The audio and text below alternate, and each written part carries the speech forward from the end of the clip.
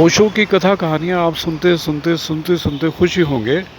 ओशो की कथा कहानियाँ पढ़ के, सुन के, देख के आपका जी नहीं भरेगा। जो लोग भी ओशो के आश्रम में जाते हैं वो अगर मिलते हैं तो उनका जी चाहता है कि वो वहाँ बसेरा बना लें। ओशो ने बोला, नो डॉक्ट्राइन। ज़िंदगी में जीने के लिए ओशो के हिसाब से, टाओ के हिसाब से, no doctrine is required like birds, like trees. Anyone who is living alike trees and birds blooming, if adopting the same way, sentimental people will give troubles to everybody. It is it is a truth. Sentimental जो लोग होते हैं वो दूसरों को तकलीफ़ कैसे देते हैं, जैसे उनको कोई चोट लगा या वो बीमार हुए तो वो बोलेंगे हाय हाय तकलीफ़ों में चीखने पुकारने लगेंगे कि कोई उनको देखे, कोई उनको importance they. The main thing is कोई उनको देखे, कोई उनको इम्पोर्टेंस दे। और जो फीलिंग्स रखते हैं वो चुपके से किसी डॉक्टर के पास जाके अपनी दवाई दारू करेंगे। दारू जिसको पंजाबी में बोलते हैं दवा दारू करना। हकीम पे जाएंगे, किसी वैद्य पे जाएंगे, किसी आयुर्वेदाचार्य पे जाएंगे।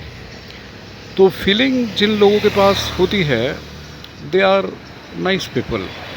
और जो सेंटिमेंटल लोग होते हैं वो अपने चारों तरफ के लोगों को तकलीफ़ देते हैं। It is a truth, psychological truth.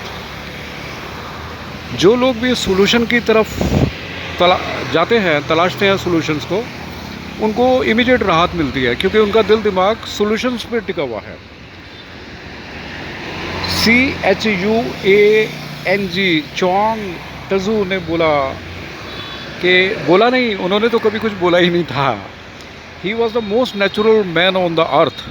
अगर उनकी तरह से, उनके तौर तरीक़ों से अगर कोई भी मोस्ट नेचुरल वन बन के जीना चाहेगा तो उसकी ज़िंदगी बहुत सिंपल और आसान होगी।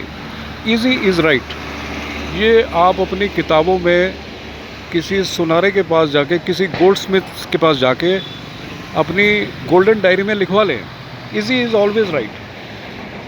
कोई कहने की हिम्मत इसलिए नहीं करता कि ईज़ी जो काम करता है और जो सिंप्लिसिटी में जीता है उसको अपनी इम्पोर्टेंस तो लगती है, भले ही दूसरों को उसकी इम्पोर्टेंस लगे न लगे, but that person is unconcerned with other person whether other persons are feeling good with him और not. It is not his matter. मैं इस लाइन को दोबारा कहता हूँ। सपोज़ मैं सिंप्लिसिटी में जीना चाहता हूँ, जो टाओ चाहते हैं, ओशो चाहते हैं। अगर मैं अपनी फीलिंग्स में खुश हूँ और मैं ये समझ के बैठा हूँ ता ज़िंदगी ईज़ी इज़ ऑलवेज़ राइट, तो मेरी ज़िंदगी खुशनुमा होगी, गारंटेड होगी। और अगर मैं टिपिकल डिफ़िकल्ट रास्ते अख्तियार करूँगा ज़िंदगी के, जिसकी मैं एग्ज़ाम्पल एक दूंगा आपको, तो ज़िंदगी बेमानी होगी, ज़िंदगी मुश्किलों से भरी होगी, डाइजेशन ख़राब होगा, शक्ल ख़राब होगी, बॉडी ख़राब होगी, मूड ख़राब होगा, और चारों तरफ जितने भी इर्द गिर्द लोग होंगे उनका भी मूड ख़राब ही रहेगा।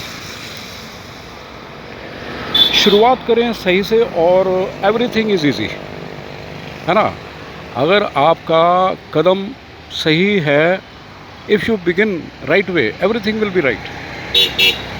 ईज़ी ही जारी रखें और आप सही हैं। The right way to go easy is to forget the right way. देखिए, हर बात सिंपल है, मगर हर बात सिंपलिसिटी में थोड़ी सी गहराइयाँ और थोड़ी सी क्या बोलते हैं उसको, बहुत कुछ समेटे हुए हैं। The right way to go easy is to forget the right way. देखिए, ज़िंदगी तो पहले भी बड़ी आसान थी, ज़िंदगी बाद में भी बहुत आसान है। And forget that the going is easy. मुश्किल ही ठीक है अगर कोई ये मानने लगे। जितना डिफ़िकल्ट है उतना ठीक है अगर ये कोई मानने लगे तो मुश्किल सभी ट्रेडिशंस भी तो है। थोड़ा आप इस बात को लाइटली मत लें। क्या हमारे जो प्रथाएं हैं, कुछ सभी नहीं, थोड़ा कुछ उसमें से बीन के अगर देखें तो वो मुश्किल होती हैं, इसीलिए उनको पूरा करना आसान नहीं होता। जैसे मैं व्रत, मुझे नहीं याद है मैंने सारी ज़िंदगी कभी कोई व्रत रखा होगा। If I am not feeling well, जो कि कभी हुआ नहीं है, मतलब अगर जी नहीं है कुछ खाने का तो मत खाइए। व्रत कसम खा के क्यों रखना कि जी मैं व्रत रख रहा हूँ लोगों को बताने के लिए, जताने के लिए, धर्म के लिए। That is not my cup of T. और जो सही है वो दुभर है, मतलब अगर सोसाइटी ने ये मान लिया है मुश्किल है, संभव नहीं है, कठिन से कठिन, बीहड़ से बीहड़, दुष्कर से दुष्कर काम अगर करने की आदत पड़ गई है, राइट करने के वास्ते ट्रेनिंग चाहिए, डिसिप्लिन चाहिए, दमन चाहिए, निग्रह निरोध चाहिए। ये मत करो, वो मत करो। सही करने के लिए, सही करने के लिए ज़माने में कुछ नया करना होगा। ये ज़माने का दस्तूर है, अदरवाइज़ कुदरत का दस्तूर नहीं है, चिड़ियों का दस्तूर नहीं है, पेड़ों का दस्तूर नहीं है। Lies are easy, truth is difficult. You have set the conditioning. Society ने कंडीशनिंग बना दी है कि कुछ भी अगर सही करना होगा तो उसके नियम हैं, कायदे हैं, कानून है। जबकि पेड़ों के, चिड़ियों के, मोर के, चीते के, शेरों के कोई नियम नहीं है। They are living their own way, they are enjoying their own way, and they are happy, and they are living like a king, not like a king, they are king of the jungles. शेरों को आप देखिए ना, वो अपने तौर तरीके से जीते हैं। Likewise, if anybody wish to live a happy life, he should adopt the feelings the way of trees and the birds। ये ओशो साहब ने कहा है। उनकी बातें मुझे कतरा कतरा अच्छी लगती हैं, उनकी बातें मैं फॉलो करता हूँ।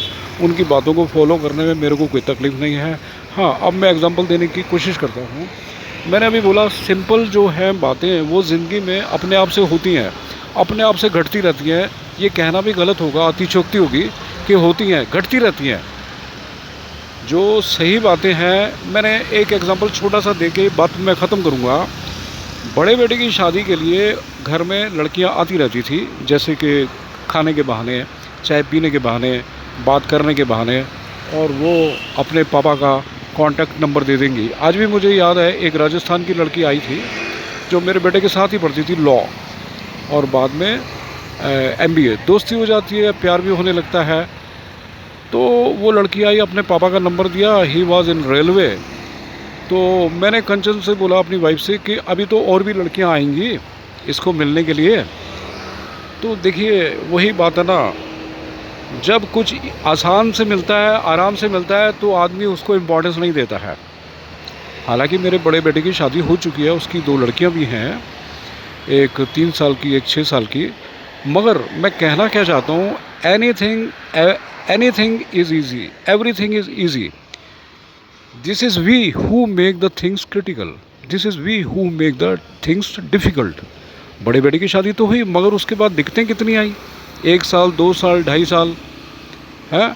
हम लोग इधर गए, उधर गए, इससे मिले, उससे मिले, वो सारी स्टोरी ख़त्म थी ना।